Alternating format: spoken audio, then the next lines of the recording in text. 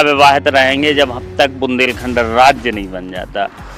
ऐसे कई बहुत से ढेर सारे लोग हैं जिन्होंने संकल्प लिया है कि हम चप्पल नहीं पहनेंगे, दाढ़ी बाल नहीं बनवाएंगे। कहीं ना कहीं आप पे कार्रवाई मुकदमा ना लिख जाए। क्या हमारे ऊपर मुकदमा, जितनी हमारी उम्र नहीं उतने तो मुकदमे इन लोगों ने लिखे ही हैं। हमें हमारे पास ना तो कारखाना, जंगल दिया, सब कुछ हमारे पास है। और अगर पूरे देश में कहीं देखा जाए तो सबसे पिछड़ा और हीन भावना की नजरिए से बुंदेलखंड है।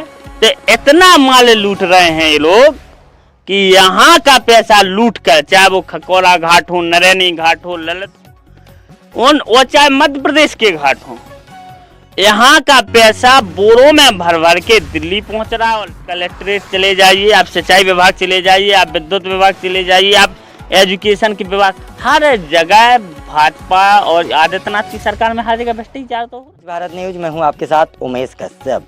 आज हमारी मौजूदगी देवरीबंदा की दसान नदी में है और हमारे साथ हैं बुंदेलखंड राज्य आंदोलन की मांग करने वाला युवा अंकित परिहार। हम अंकित परिहार से बात करेंगे किन मुद्दों को लेकर बुंदेलखंड राज्य की मांग कर रहे हैं। आपका स्वागत है सर निष्पक्ष भारत न्यूज पर। पहले तो आपको नमस्कार और आपके दर्शकों को नमस्कार।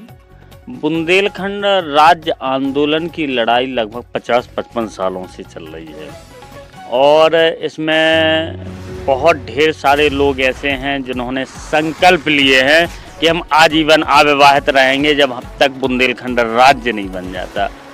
ऐसे कई बहुत से ढेर सारे लोग हैं जिन्होंने संकल्प लिया है कि हम चप्पल नहीं पहनेंगे, दाढ़ी बाल नहीं बनवाएंगे। और ये क्यों संकल्प लिए हुए हैं?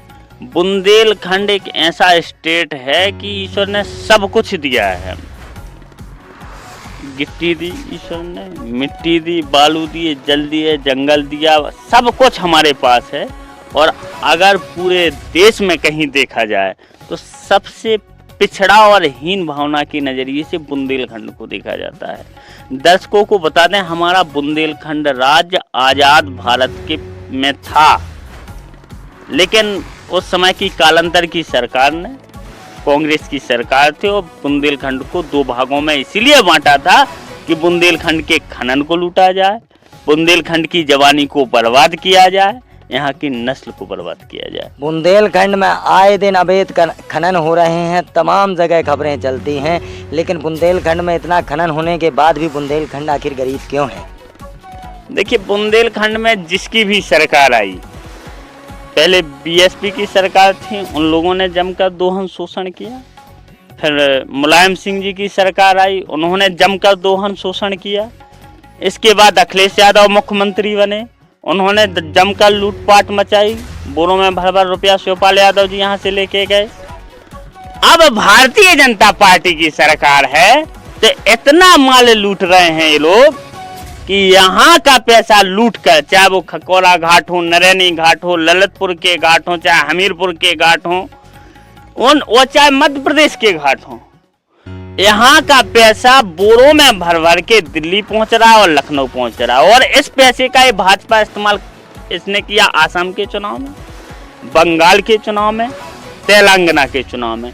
तो ये तो हमारी जैसी काऊ समझते हैं बुंदेलखंड को। और भाजपा कहती है कि भाजपा डबल इंजन की सरकार, भ्रष्टाचार मुक्त सरकार है। इस पे आपके क्या विचार है? अभी बुंदेलखंड एक्सप्रेसवे का उद्घाटन करने आए थे देश के निजाम प्रधानमंत्री नरेंद्र मोदी। 48 घंटे नहीं बीते थे और बुंदेलखंड एक्सप्रेसवे धंस गया था। बुंदेलखंड एक्सप्रेसवे में चलूंगा, आप लेके चलना, में हर 5 किलोमीटर पे बैरिकेड लगे हुए हैं। कौन सा विकास हो रहा है? किस कंपनी को वो टेंडर दिया गया था? हर 5 किलोमीटर पे बुंदेलखंड एक्सप्रेसवे या तो टूट रहा है या गड्ढे हो गए हैं। उसमें चरम सीमा पर भ्रष्टाचार हुआ है। आप कचहरी चले जाइए, आप कलेक्ट्रेट चले जाइए, आप सिंचाई विभाग चले जाइए, आप विद्युत विभाग चले जाइए, आप एजुकेशन के विभाग, हर जगह भाजपा और आदित्यनाथ की सरकार में हर जगह भ्रष्टाचार तो हो रहा है। आप कहना चाहते हैं कि जितने भी सरकारी ऑफिस हैं हर जगह भ्रष्टाचार में लोग, अरे पराकाष्ठा है भ्रष्टाचार की। अभी आपको एक जन्म प्रमाण पत्र बनवाना हो, मृत्यु प्रमाण पत्र बनवाना हो, आय प्रमाण पत्र बनवाना हो, आरटीआर भरना हो, कुछ काम करना बगैर भ्रष्टाचार के हो ही नहीं रहा है। आप सरकार पे निशाना साध रहे हैं, कहीं ना कहीं आप पे कार्रवाई मुकदमा ना लिख जाए। क्या हमारे ऊपर मुकदमा, जितनी हमारी उम्र नहीं उतने तो मुकदमे इन लोगों ने लिखे ही हैं। हमारे पास ना तो कारखाने हैं, ना हमारे पास कोई व्यापार है, हमारा तो ये जीवन ही समाज के लिए है। और सरकार क्या जेल भेजेगी, हमें मुकदमा लिखेगी, ना लिख दे। अंकित परिहार मुकदमों से नहीं रहते, मुकदमों से ये नस्ल ही बुंदेलखंडी नस्ल लड़ाकू नस्ल है, हक अधिकार के लिए लड़ते हैं। अगर फांसी पे भी अगर ये लोग चढ़ा देंगे तो इनके खिलाफ, इनके जुल्म और शोषण उत्पीड़न के खिलाफ जबरदस्त तरीके से बोलेंगे। चाहे आदित्यनाथ की सरकार हो, चाहे मोहन यादव की हो, चाहे नरेंद्र मोदी को, जबरदस्त तरीके से बोलेंगे। अंकित परिहार आम आदमी पार्टी के नेता थे और लखनऊ में अच्छी राजनीति चमक रही थी, फिर लखनऊ से बुंदेलखंड आना कहीं ना कहीं 2027 की ओर इशारा है। नहीं, 27 का तो चुनाव देखिए, राजनीति में हर साल चुनाव होते हैं। विधानसभा का चुनाव आएगा, निकाय चुनाव आ जाएगा, फिर लोकसभा का चुनाव आ जाएगा। राजनीति चमकाने का सवाल नहीं है, यहाँ हर नेताओं ने राजनीति चमकाई है बुंदेलखंड के नाम पे। चाहे गंगा चरण राजपूत हो, चाहे बाबूलाल तिवारी जो अभी मंच पे बेइज्जत हुई आदित्यनाथ के सामने। मंच पे बेइज्जत हुए? कहाँ, उनको कुर्सी छोड़ के भागे वो।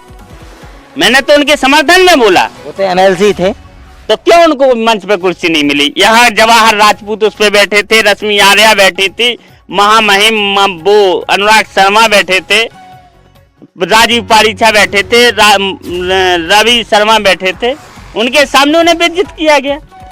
वो तो बुंदेलखंड राज्य आंदोलन की लड़ाई लड़ रहे थे ना, उसी से उन्हें भाजपा ने उन्हें साधा था। जब भाजपाइयों ने उन्हें सम्मान नहीं दिया, और मैं तो कहूंगा कि ऐसी जगह आपको रहना ही नहीं चाहिए। बुंदेलखंड की लड़ाई कई वर्षों से लड़ी जा रही है, लेकिन बुंदेलखंड पे फर्क 5% भी नहीं है। इस पे आपके क्या विचार? ना, ऐसा नहीं है कि फर्क नहीं है। जब से हमने बुंदेलखंड आंदोलन शुरू किया, आदित्यनाथ का सिंहासन भी हिला है और वहां नरेंद्र मोदी की भी नींद टूटी है। 1.5 महीने में अभी मुख्यमंत्री के 4 जिलों में दौरे हुए हैं। ललितपुर मुख्यमंत्री आए, झांसी मुख्यमंत्री आए, महोबा आए और अब हमीरपुर गए। जिससे बोलने और लड़ने की का नतीजा है कि इनकी सरकार, इनके आला अधिकारी, कैबिनेट मंत्री, अभी राजनाथ सिंह आएंगे, फिर इसके बाद अमित शाह आएगा, सब रझाएंगे अपने माया जाल में। लेकिन अब बुंदेलखंडी फंसने वाले नहीं हैं। और जो अभी आपने सवाल पूछा था, आप राजनीति चमकाने के लिए आप वहां कर रहे थे, तो बुंदेलखंड के कई दर्जनों आंदोलनकारी हमारे पास आए थे और उन लोगों ने कहा था कि बुंदेलखंड में सबसे ज्यादा शोषण, दोहन और पलायन हो रहा है। अंकित जी, अगर आप आ जाएंगे तो आंदोलन को रफ्तार मिलेगी। तो हमने कहा अगर हमारा तन मन धन से जहां आप सहयोग लेना चाहते हो, मैं तो बुंदेलखंड का हूँ, इसी पानी का हूँ, और अपने लिए नहीं लड़ूंगा तो फिर दूसरों के लिए लड़ूंगा। क्या अंकित परिहार बुंदेलखंड राज्य बना पाएंगे कभी? क्यों नहीं बनेगा? हमारे पुरखों ने कुर्बानी दी। रानी लक्ष्मीबाई अंग्रेजों के खिलाफ लड़ी। पहले लोग कहते थे अंग्रेजी शासन नहीं जाएगा। गुलाम गौस खां लड़े, नारायण दास अहलवाल लड़े, उमेश रैकवाल लड़े, माता प्रसाद कुशवाहा लड़े, पुष्पेंद्र पायक लड़े, वीर सिंह बुंदेला लड़े। अंग्रेजी शासन गया ना। अब इन काले अंग्रेजों के खिलाफ लड़ेंगे। हमारे पुरखों ने लड़ाई जीती थी, अब हम लोग जीतेंगे। हमारी टीम ने कुछ बड़े नेताओं से बात की तो उनका कहना है कि बुंदेलखंड राज्य की क्या जरूरत है। उत्तर प्रदेश और मध्य प्रदेश अच्छे राज्य हैं। बुंदेलखंड राज्य की क्या जरूरत है?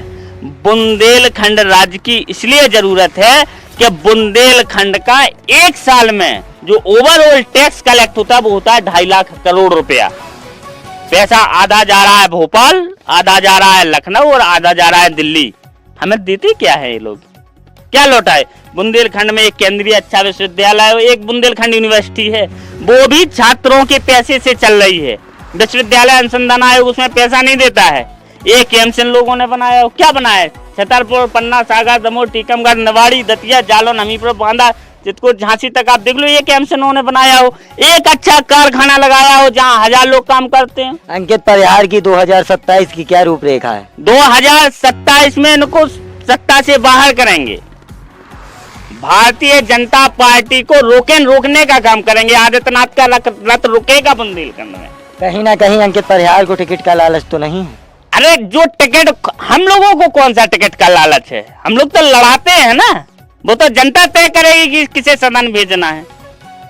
जनता कहेगी कि लड़ना है तो लड़ जाएंगे, और नहीं कहेगी तो नहीं लड़ेंगे। जनता कहेगी लड़ाओ तो लड़ाएंगे, लेकिन बुंदेलखंड की लड़ाई के लिए अब जो भी कुर्बानी हम लोगों को देनी होगी वो हम लोग कुर्बानी देंगे। साक्षी ले रहे, गंगा की कसम खा रहे हैं हम। हमारे चैनल से बुंदेलखंड के युवाओं को आपकी ओर से क्या संदेश है? बुंदेलखंड के युवाओं को मेरा यही संदेश है कि देखो, आप लोग अगर अभी नहीं जागे तो आने वाले समय में हमारी नस्लें हमसे सवाल पूछेंगी कि जब बुंदेलखंड राज्य आंदोलन के नेता जब बुंदेलखंड की लड़ाई को लड़ रहे थे तो आप लोग आगे क्यों नहीं आए।